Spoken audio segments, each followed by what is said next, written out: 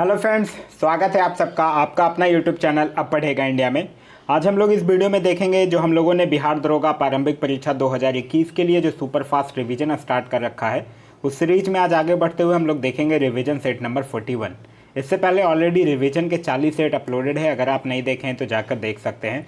साथ ही साथ वैसे भी बहुत सारे सेट अपलोडेड हैं जिसमें चारों ऑप्शंस को बखूबी एक्सप्लेन किया गया है, तो वो भी जाकर आप प्लेलिस्ट से देख सकते हैं। वो आपके आगामी सारे एग्जाम्स के लिए काफ़ी महत्वपूर्ण साबित होगा। तो चलिए अब बढ़ते हैं अपने क्वेश्चंस की तरफ। आज का जो हमारा पहला क्वेश्चन है वो यह कह रहा है कि कौन से राष्ट्रपति जो थे वो सर्वोच्च न्यायालय में उपस्थित थे जब सर्वोच्च न्यायालय राष्ट्रपति के निर्वाचन विवाद की सुनवाई कर रहा था। तो वो कौन उपस्थित थे? बीबी गिरी। तो इस क्वेश्चन का जो सही आंसर होगा वो होगा ऑप्शन नंबर ए, बीबी गिरी। आप लोगों को ने पढ़ रखा होगा कि 1969 में जब राष्ट्रपति डॉक्टर जाकिर हुसैन की मृत्यु हो जाती है, उसके बाद चुनाव में निर्दलीय जो है वो बीबी गिरी कांग्रेस के नीलम संजीव रेड्डी से द्वितीय वरीयता में मतों के आधार पर बीबी गिरी जो है वो राष्ट्रपति बने थे। नेक्स्ट कह रहा है कि विधान परिषद किसी साधारण विधेयक को अधिकतम एक बार में कितने समय तक रोक सकती है। क्वेश्चन ध्यान से पढ़िएगा, यहाँ कह रहा है अधिकतम एक बार में कितने समय तक रोक सकती है। तो इस क्वेश्चन का जो सही आंसर होगा वो होगा ऑप्शन नंबर सी, 3 महीने। अगर एक बार नहीं होता तब इसका आंसर हो जाता 4 महीना, क्योंकि आप विधान परिषद जो है वो साधारण विधेयक को अधिकतम 4 माह तक रोक सकता है, लेकिन पहली बार में 3 माह और द्वितीय बार में 1 माह जो है वो विधान परिषद साधारण विधेयक को रोक सकता है।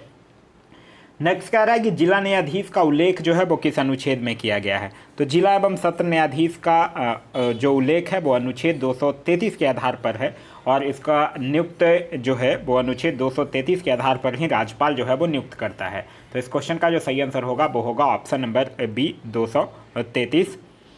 नेक्स्ट कह रहा है भारत के संविधान का कौन सा भाग जो है वो कल्याणकारी राज्य के आदेशों की घोषणा करता है। तो यह कौन करता है? यह करता है नीति निर्देशक तत्व।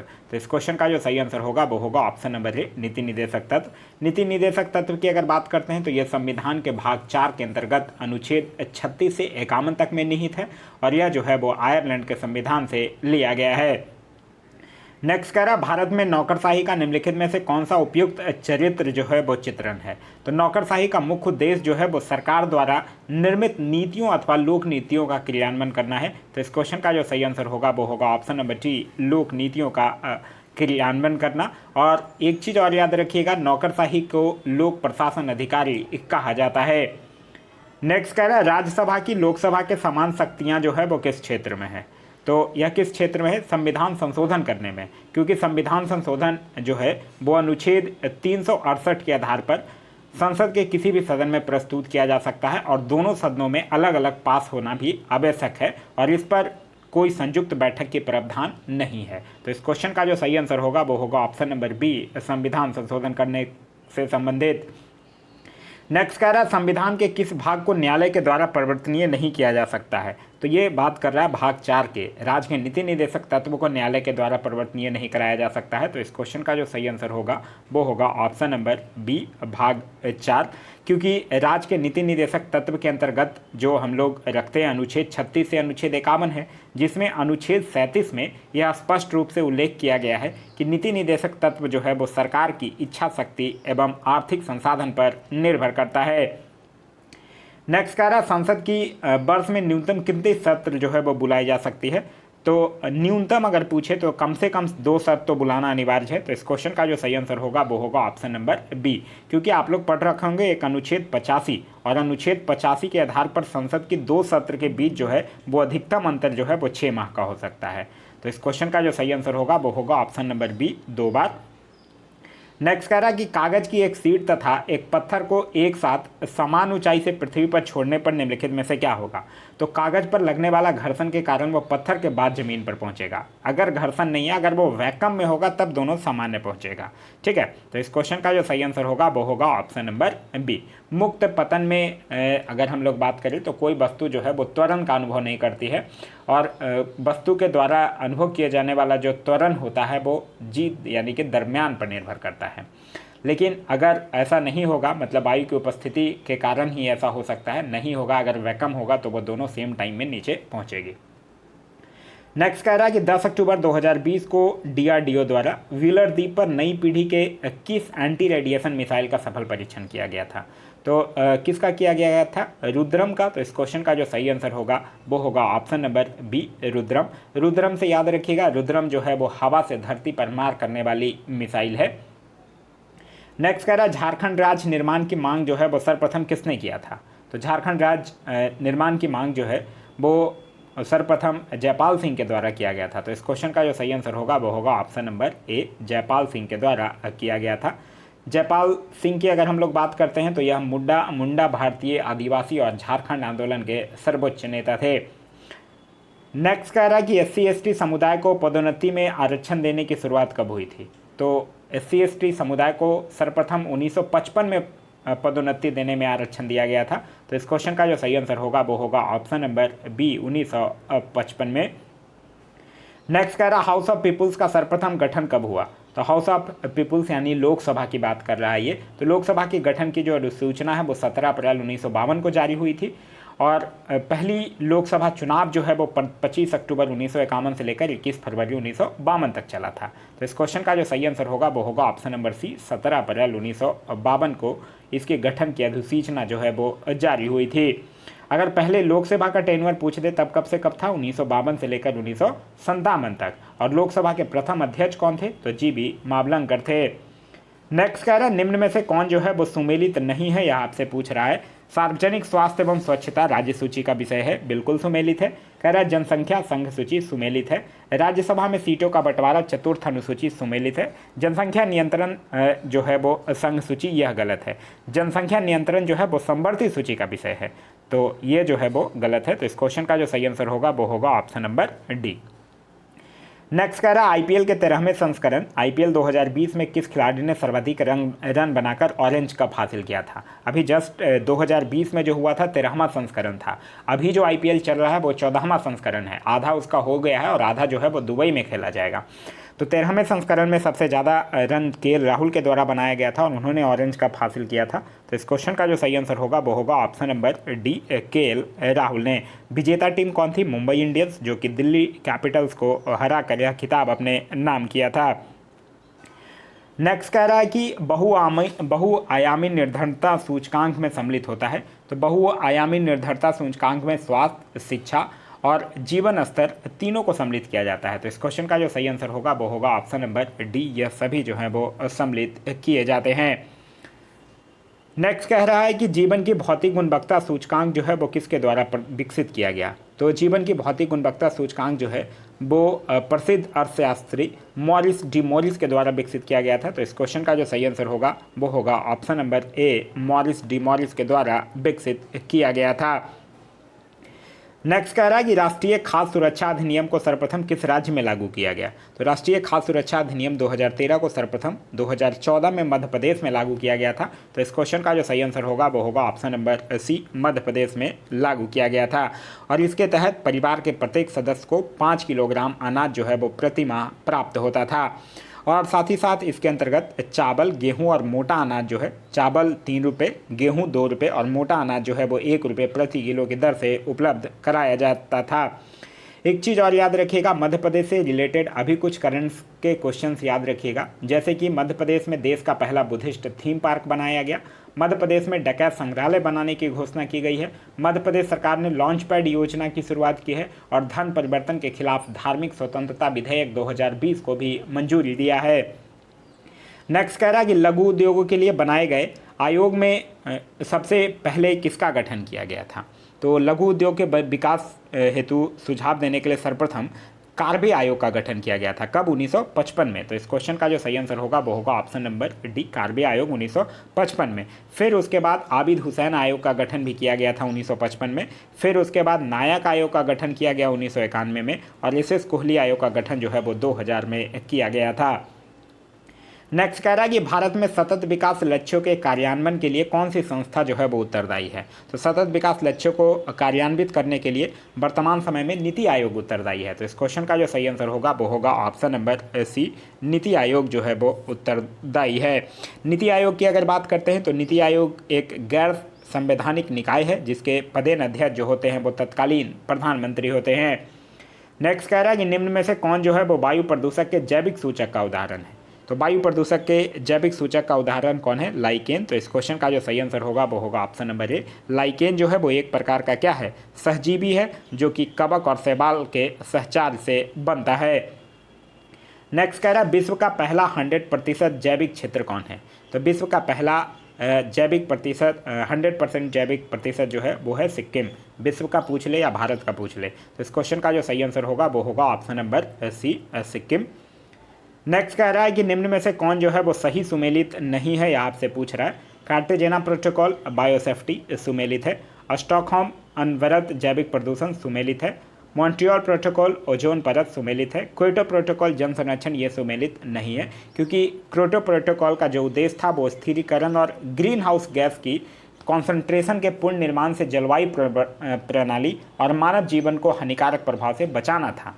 ठीक है, तो सिंपल से अगर बात देखा जाए तो क्योटो प्रोटोकॉल की अगर बात करें तो यह एक अंतर्राष्ट्रीय समझौता था जो कि जलवायु परिवर्तन पर संयुक्त राष्ट्र संरचना से संबंधित था। तो इस क्वेश्चन का जो सही आंसर होगा वो होगा ऑप्शन नंबर डी। नेक्स्ट कह रहा है कि धुआं यानी स्मॉग आवश्यक रूप से वायुमंडल में निम्नलिखित की उपस्थिति के कारण होता है। तो यह जो है वो नाइट्रोजन और सल्फर डाइऑक्साइड की उपस्थिति के कारण होता है। तो इस क्वेश्चन का जो सही आंसर होगा वो होगा ऑप्शन नंबर डी। नेक्स्ट कह रहा भारत को जैव विविधता के दृष्टिकोण से मुख्यतः कितने भागों में बांटा गया है? तो भारत जो है वो जैव विविधता के दृष्टिकोण से मुख्यतः 4 भागों में विभाजित है। पूर्वी हिमालय क्षेत्र, पश्चिमी घाट, इंडो बर्मा क्षेत्र और सूडालैंड, जिसको अंडमान और निकोबार। तो इस क्वेश्चन का जो सही आंसर होगा वो होगा ऑप्शन नंबर डी, 4 भागों में विभाजित है। नेक्स्ट कह रहा निम्न अधिनियम में से सबसे बाद में किसे तैयार किया गया था? तो देखिए वन्यजीव संरक्षण अधिनियम की बात करते हैं तो इसको कब तैयार किया गया था? 1972 में तैयार किया गया था। प्रोजेक्ट टाइगर की अगर बात करते हैं तो ये 1973 में। जैव विविधता अधिनियम की बात करते हैं तो 2002 में, और प्रोजेक्ट हाथी की बात करते हैं तो 1992 में। यहाँ आपसे पूछ रहा सबसे बाद में कौन तैयार किया गया था? तो सबसे बाद में तैयार किया गया जैव विविधता अधिनियम। नेक्स्ट कह रहा सुएज नहर के उत्तर में एवं दक्षिण में कौन सी झील है? ठीक है, तो सुएज नहर के उत्तर में क्या है? लेक मंझला, और दक्षिण में क्या है? लिटिल बिटर लेक जो है वो अवस्थित है। तो इस क्वेश्चन का जो सही आंसर होगा वो होगा ऑप्शन नंबर बी। सुएज नहर से याद रखिएगा, यह नहर जो है वो 168 किलोमीटर लंबी और 60 मीटर चौड़ी है, और सुएज नहर जो है वो लाल सागर और भूमध्य सागर को जोड़ती है। नेक्स्ट कह रहा है निम्न में से कौन जो है वो बेमेल है, यह पूछ रहा है। टाइफून जापान सुमेलित है। बुगुई फिलीपींस सुमेलित है। ब्लिजॉर्ड सूडान ये गलत है, क्योंकि ब्लिजॉर्ड जो है वो एक बर्फीली ठंडी हवा है जो कि साइबेरिया और अंटार्कटिका क्षेत्र में प्रभावित होती है। वहीं अगर हम लोग टाइफून की बात करते हैं तो टाइफून जो है वो जापान की है ही, और बुगियोई फिलीपींस की चक्रवाती और उष्णकटिबंधीय चक्रवात का नाम है। और सांटा आना की अगर हम लोग बात करते हैं तो ये कैलिफोर्निया की ठंडी पवन का स्थानीय नाम है। तो इस क्वेश्चन का जो सही आंसर होगा वो होगा ऑप्शन नंबर सी, जो है वो बेमेल है। नेक्स्ट कह रहा है निम्न में से कौन जो है वो सुमेलित नहीं है, या आपसे पूछ रहा है। हबूब सूडान, हबूब जो है वो सूडान की ठंडी पवन का स्थानीय नाम है, बिल्कुल सुमेलित है। कह रहा है अंगामी नागालैंड, अंगामी जो है वो भारत के नागालैंड की जनजाति है, ये भी बिल्कुल सम्मिलित है। मिस्ट्रल कह रहा है रोन घाटी, मिस्ट्रल जो है वो फ्रांस के रोन घाटी में प्रभावित होने वाली स्थानीय ठंडी हवा है, ये भी सुमेलित है। कह रहा है किरिग्रीज कॉन्गो बेसिन, ये गलत है, क्योंकि किरिग्रीज जो है वो सूडान की एक जनजाति है। ठीक है, और तो इस क्वेश्चन का जो सही आंसर होगा वो होगा ऑप्शन नंबर डी। नेक्स्ट कह रहा है निम्न में से कौन जो है वो एल्बिडो से संबंधित है? तो एल्बिडो की अगर हम लोग बात करते हैं यहाँ पे, तो किसी भी वस्तु की सतह पर पहुँचने वाले जो विकिरण हैं उसके जितने भाग का वापस परावर्तन हो जाता है उसे ही हम लोग क्या कहते हैं? एल्बिडो कहते हैं, या प्रतिबिंबता कहा जाता है। तो इस क्वेश्चन का जो सही आंसर होगा वो होगा ऑप्शन नंबर डी, वापसी की शक्ति। नेक्स्ट कह रहा है टेलीग्राफिक पठार जो है वो हिस्सा है। तो टेलीग्राफिक का पठार जो है वो उत्तर अटलांटिक कटक का हिस्सा है। तो इस क्वेश्चन का जो सही आंसर होगा वो होगा ऑप्शन नंबर ए, उत्तर अटलांटिक कटक का हिस्सा है। नेक्स्ट कह रहा है कि शीत ऋतु में पश्चिम विक्षोभ से होने वाली वर्षा भारत में क्रमशः जो है वो कम होती जाती है। तो भारत के उत्तर पश्चिम मैदान में पश्चिमी विक्षोभ से होने वाली वर्षा की मात्रा जो है वो क्रमशः पश्चिम से पूरब की ओर कम होती जाती है। तो इस क्वेश्चन का जो सही आंसर होगा वो होगा ऑप्शन नंबर बी, पश्चिम से पूरब की ओर। नेक्स्ट कह रहा है निम्न में से कौन जो है वो सुमेलित नहीं है, यह आपसे पूछ रहा है। तलचर महानदी घाटी सुमेलित है। कर्णपुरा दामोदर घाटी सुमेलित है। सिंगरौली नर्मदा घाटी यह सुमेलित नहीं है, क्योंकि सिंगरौली जो है वो नर्मदा घाटी में नहीं बल्कि सोन घाटी में अवस्थित है। तो इस क्वेश्चन का जो सही आंसर होगा वो होगा ऑप्शन नंबर सी। नेक्स्ट कह रहा है निम्न में से कौन सी एक चोटी जो है वो भारत में नहीं है, यह आपसे पूछ रहा है। तो गुरला मानधता यही नहीं है, क्योंकि गुरला मानधता चोटी जो है वो तिब्बत में मानसरोवर झील के पास स्थित है। तो इस क्वेश्चन का जो सही आंसर होगा वो होगा ऑप्शन नंबर ए। नेक्स्ट कह रहा है कि मध्य भारत में स्थित पहाड़ियों का पश्चिम से पूरब के क्रम में कौन व्यवस्थित है, आपसे पूछ रहा है। तो पश्चिम से पूरब के क्रम में अगर देखिएगा तो सतपुड़ा, महादेव, मैकाल और छोटा नागपुर ये व्यवस्थित है। तो इस क्वेश्चन का जो सही आंसर होगा वो होगा ऑप्शन नंबर बी। ठीक है। नेक्स्ट कह रहा है कि निम्न में से कौन जो है वो बेमेल है। पल्लव कांची ये तो सुमेलित है, यादव देवगिरी सुमेलित है, पांडव मदुरै सुमेलित है, काकतीय द्वार समुद्र ये गलत है, क्योंकि काकतीय राजवंश की जो राजधानी थी वो वारंगल थी। ठीक है। और ये द्वार समुद्र जो थी वो कर्नाटक के होयसल राजवंश की राजधानी थी। तो इस क्वेश्चन का जो सही आंसर होगा वो होगा ऑप्शन नंबर डी। नेक्स्ट कह रहा है निम्न में से कौन जो है वो सही सुमेलित नहीं है, यह आपसे पूछ रहा है। तबकात नासरी मिनहाज उस सिराज सुमेलित है। कह रहा है तारीख फिरोज शाही जियाउद्दीन बदनी सुमेलित है। मुंतगाक उत ताबरीफ बदाउनी सुमेलित है। चचनामा मोहम्मद बिन कासिम ये गलत है, क्योंकि चचनामा जो है वो अरबी भाषा में है, जिसके लेखक जो है वो अली अहमद है, और चचनामा नामक पुस्तक से मोहम्मद बिन कासिम के भारत अभियान की जानकारी प्राप्त होती है। तो इस क्वेश्चन का जो सही आंसर होगा वो होगा ऑप्शन नंबर डी। नेक्स्ट कह रहा है कि किस पुस्तक की रचना जो है वो अब्बास खां शेरवानी ने अकबर की आज्ञा से किया था। यह बात कर रहा है किसकी, यह बात कर रहा है तारीख ए शेरशाही की। तो इस क्वेश्चन का जो सही आंसर होगा वो होगा ऑप्शन नंबर डी, तारीख ए शेरशाही। इस पुस्तक में शेरशाह के काल का संपूर्ण विवरण है। बाद में इतिहासकार जो थे वो इसी पुस्तक के आधार पर शेरशाह का इतिहास लिखे थे। नेक्स्ट कह रहा है इक्ता प्रणाली का प्रारंभ जो है वो किसने किया था। तो भारत में इक्ता प्रणाली की शुरुआत जो है वो गुलाम वंश के शासक इल्तुतमिश के द्वारा किया गया था। तो इस क्वेश्चन का सही आंसर होगा वो होगा ऑप्शन नंबर सी, इल्तुतमिश के द्वारा किया गया था। और इल्तुतमिश के द्वारा ही एक 40 गुलाम सरदारों का संगठन बनाया गया था, जिसको तुर्कान चिहलगानी के नाम से जाना गया, जो कि बाद में आगे जाकर बलबन के द्वारा समाप्त कर दिया गया था। नेक्स्ट कह रहा है कि निम्न में से कौन सा युद्ध जो है वो उत्तराधिकार का युद्ध नहीं था, यह आपसे पूछ रहा है। जजाऊ का युद्ध उत्तराधिकार था, धर्मट का भी और सामूगढ़ का, ये तीनों युद्ध जो है वो उत्तराधिकार का युद्ध था, लेकिन सनील का युद्ध जो था वो नहीं था। तो इस क्वेश्चन का जो सही आंसर होगा वो होगा ऑप्शन नंबर सी, सनील का युद्ध। सनील का युद्ध जो है वो 1572 में अकबर के गुजरात अभियान के दौरान लड़ा गया था। तो इस क्वेश्चन का जो सही आंसर होगा वो होगा ऑप्शन नंबर सी। नेक्स्ट कह रहा है कि इलाहाबाद की संधि जो है वो कब हुई थी। तो इलाहाबाद की संधि कब हुई थी, 1655 में। तो इस क्वेश्चन का जो सही आंसर 1665 में। तो इस क्वेश्चन का जो सही आंसर होगा वो होगा ऑप्शन नंबर ए, 1665 में। 1665 में इलाहाबाद की जो संधि थी वो मुगल बादशाह शाह आलम द्वितीय और लॉर्ड क्लाइव के बीच हुई थी। और एक चीज़ और आप लोगों को याद रखना है इलाहाबाद की संधि से, कि इलाहाबाद की संधि के द्वारा ही मुगल बादशाह जो 26 लाख वार्षिक के बदले बिहार एवं बंगाल की दीवानी अधिकार जो है वो अंग्रेजों को सौंप दिए थे। नेक्स्ट कह रहा है कि मुस्लिम लीग एवं कांग्रेस के बीच गतिरोध को दूर करने के लिए किसने फॉर्मूला पेश किया था।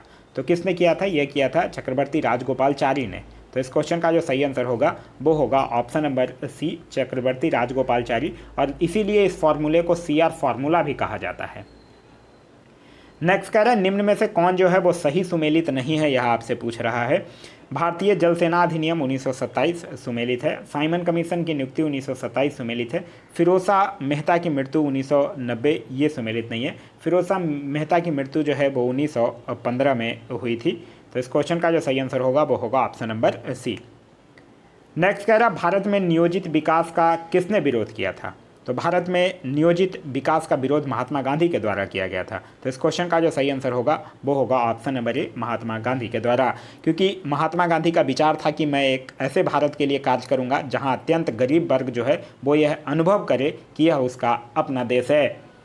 नेक्स्ट कह रहा INA के अधिकारियों पर मुकदमा कहाँ चलाया गया था। तो INA के अधिकारियों पर मुकदमा लाल किला, दिल्ली के लाल किला में चलाया गया था। तो इस क्वेश्चन का जो सही आंसर होगा वो होगा ऑप्शन नंबर सी, लाल किला पर चलाया गया था। नेक्स्ट है हमारा एक अति चालक के रूप में व्यवहार करने वाला पदार्थ जो है वो क्या दर्शाता है। तो शून्य विद्युत प्रतिरोध हाँ दर्शाता है। चुंबकीय क्षेत्र की निकासी ये भी दर्शाता है। तो इस क्वेश्चन का जो सही आंसर होगा वो होगा ऑप्शन नंबर सी, 1 और 2 दोनों दर्शाता है। नेक्स्ट कह रहे हैं निम्न में से कौन सुमेलित नहीं है, यह आपसे पूछ रहा है।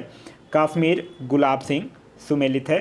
गंजाम सुरेंद्र शाही ये सुमेलित नहीं है, क्योंकि 1857 की क्रांति में गंजाम के विद्रोही का नेतृत्व जो है वो राधा कृष्ण दंड सेना के द्वारा किया गया था। तो इस क्वेश्चन का जो सही आंसर होगा वो होगा ऑप्शन नंबर बी। नेक्स्ट कह रहा है कि निम्न मुगल बादशाह में सबसे बाद जो है वो कौन गद्दी पर बैठा था। तो देखिए, अगर सबसे इन ऑप्शंस की अगर बात करते हैं तो सबसे पहले जहांदार शाह आएगा, फिर उसके बाद फ़रुख्सियार आता है, फिर मोहम्मद शाह, फिर अहमद शाह, फिर आलमगीर द्वितीय, फिर शाह आलम द्वितीय, फिर अकबर द्वितीय। तो इस क्वेश्चन का जो सही आंसर होगा वो होगा ऑप्शन नंबर डी, अकबर द्वितीय जो है वो सबसे बाद में गद्दी पर बैठता है।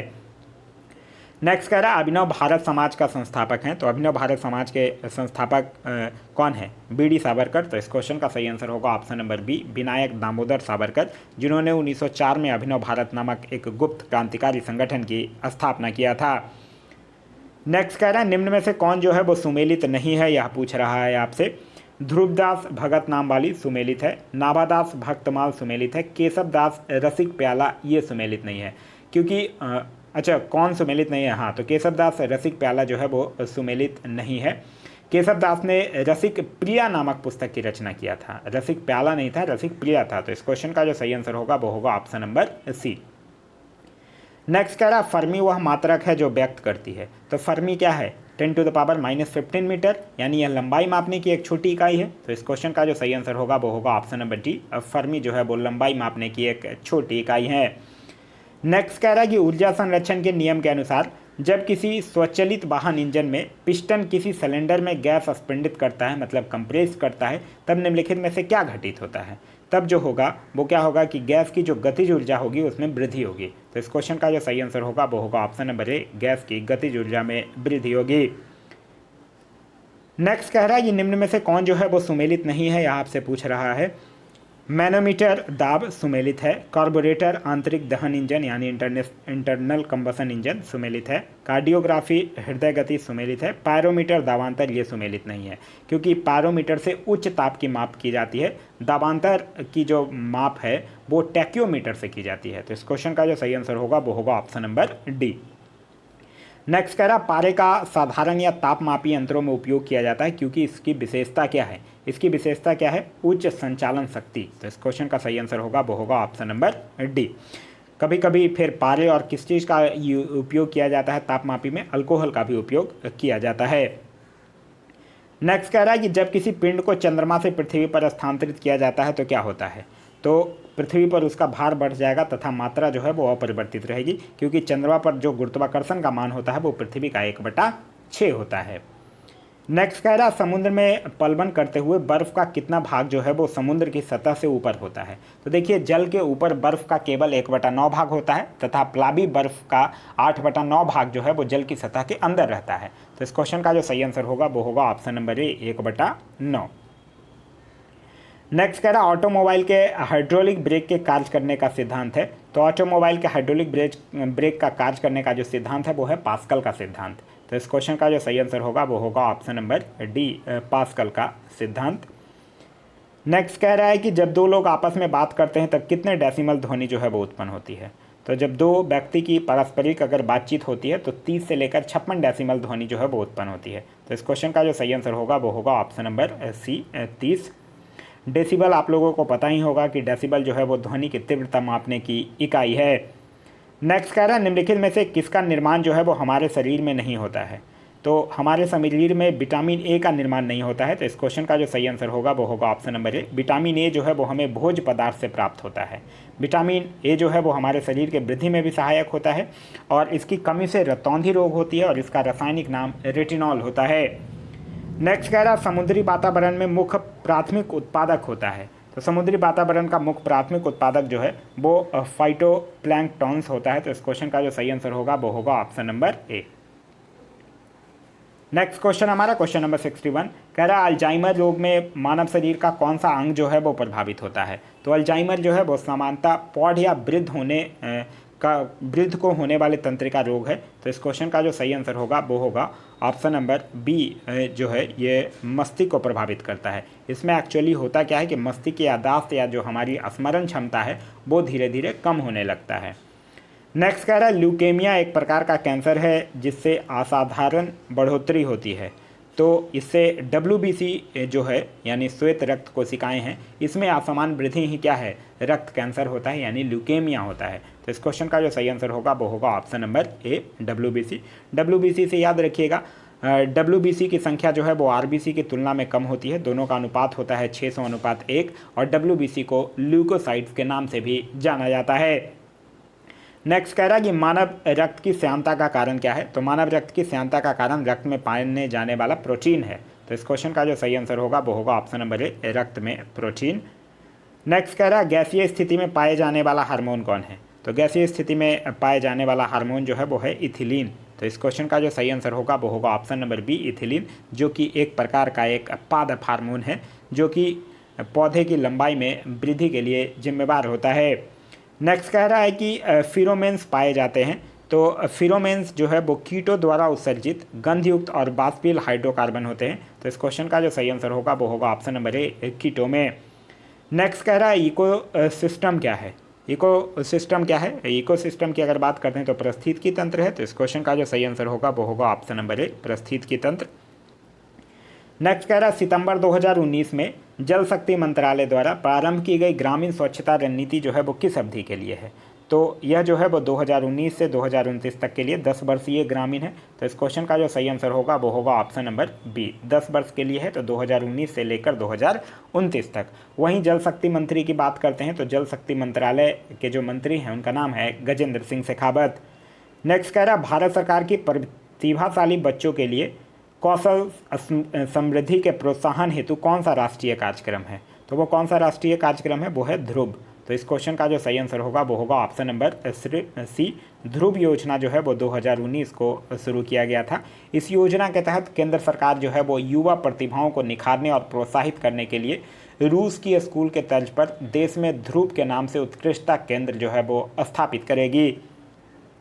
नेक्स्ट कह रहा है कि 100% सौर ऊर्जा पर चलने वाला भारतवर्ष का पहला केंद्र शासित प्रदेश कौन है। तो वो भारत का पहला केंद्र शासित प्रदेश है दमनदीप। तो इस क्वेश्चन का जो सही आंसर होगा वो होगा option number D Damandeep. Next कह रहा है कि विश्व महिला एकल बैडमिंटन मुकाबले में भारत का पहला स्वर्ण पदक किसने प्राप्त किया है। तो बैडमिंटन विश्व चैंपियनशिप 2019 में PV सिंधु जो है वो स्वर्ण पदक प्राप्त की थी। तो इस क्वेश्चन का जो सही आंसर होगा वो होगा option number B PV Sindhu.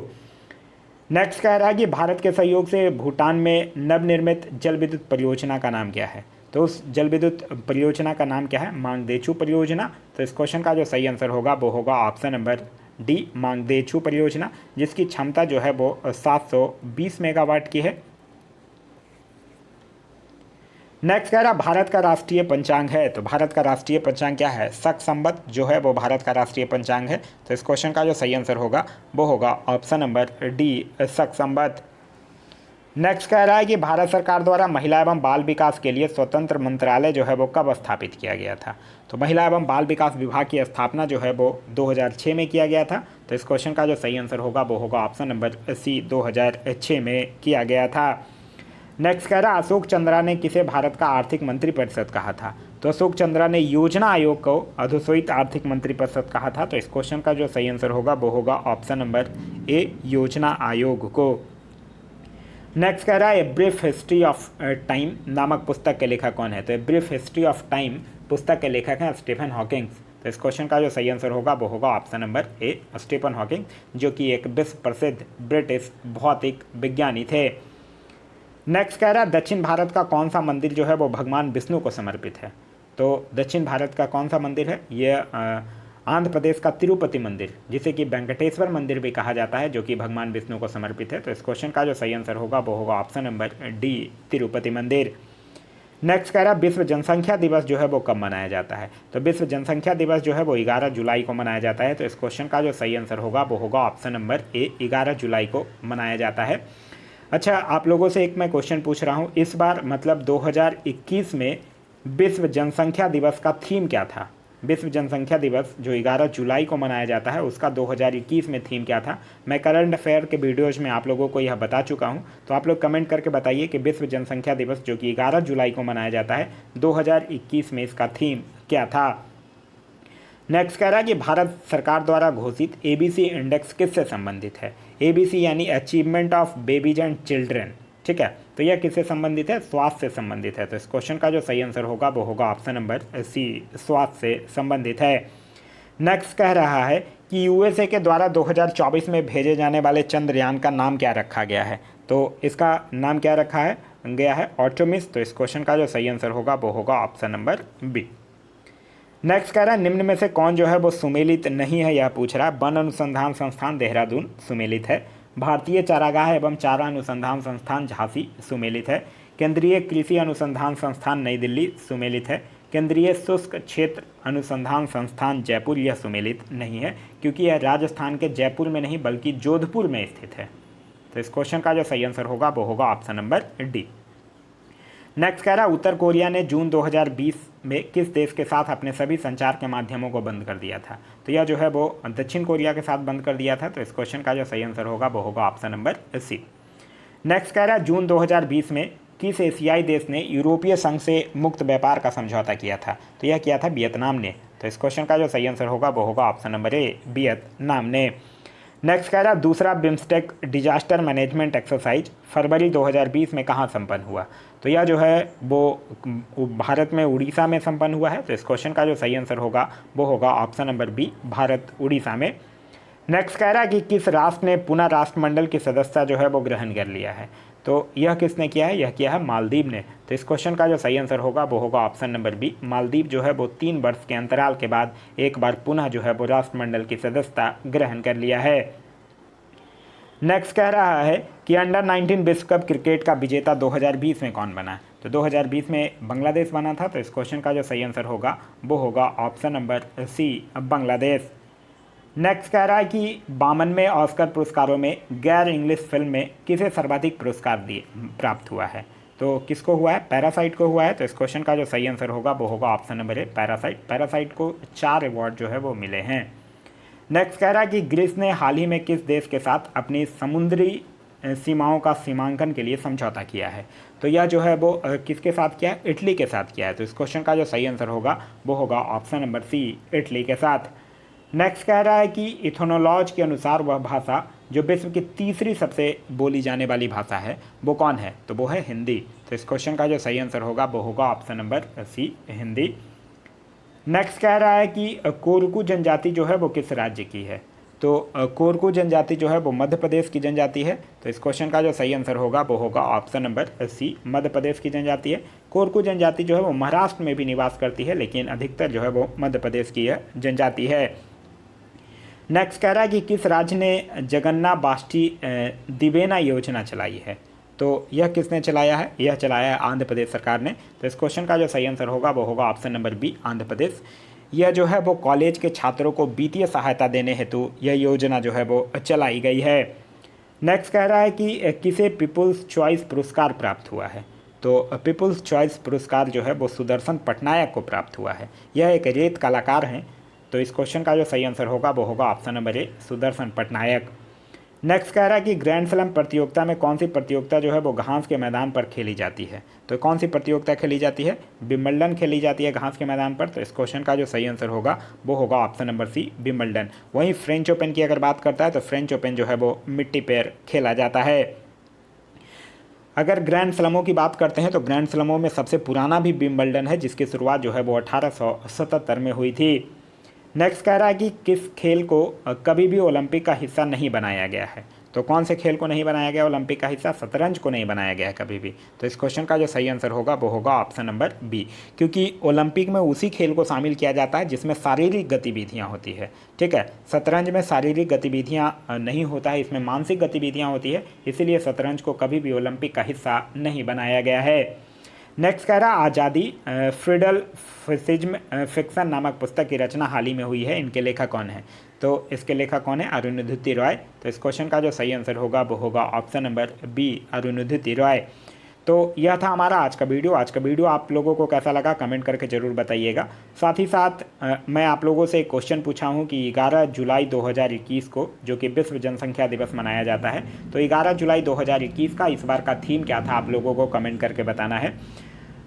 इसके आगे मैथ्स के क्वेश्चन थे 4-5, उसके क्वेश्चंस और सॉल्यूशन आप लोगों को पीडीएफ के लास्ट में अटैच है। आप लोगों को अगर आप पीडीएफ चाहिए तो वीडियो के दिए गए डिस्क्रिप्शन में जाकर आप टेलीग्राम ग्रुप ज्वाइन कर सकते हैं, या फिर आप टेलीग्राम में जाकर सर्च कर सकते हैं अब पढ़ेगा इंडिया, और वहाँ जो ग्रुप आएगा वहाँ ज्वाइन कर सकते हैं। वहाँ आपको इसका पीडीएफ प्रोवाइड करवा दिया जा चुका है। वीडियो पसंद आया तो अपने दोस्तों के साथ शेयर करना ना भूलें। अभी तक इस वीडियो से कुछ सीखने के लिए आप लोगों को मिला तो एक लाइक ज़रूर कर दें। चैनल पे नए हैं तो चैनल को सब्सक्राइब कर दीजिए और साथ ही साथ बेल आइकन दबा लीजिए ताकि हमारे सारे वीडियो के नोटिफिकेशन आपको मिलते रहें। Thanks for watching.